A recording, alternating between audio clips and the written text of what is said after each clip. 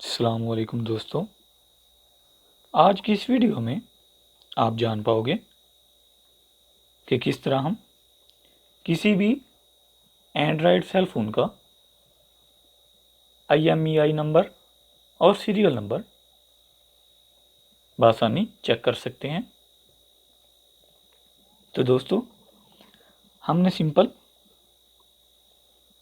Mobile के keypad को open करके *#06 और हैश डायल करना है। तो जैसे ही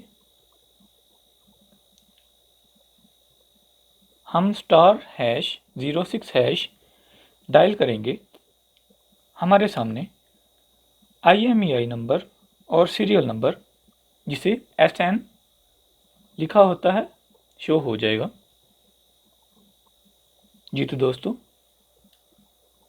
उम्मीद है आज की वीडियो आपके लिए काफ़ी फ़ायदेमंद साबित होगी। मिलते हैं इंशाल्लाह नेक्स्ट वीडियो में। तब तक के लिए अल्लाह हाफिज़।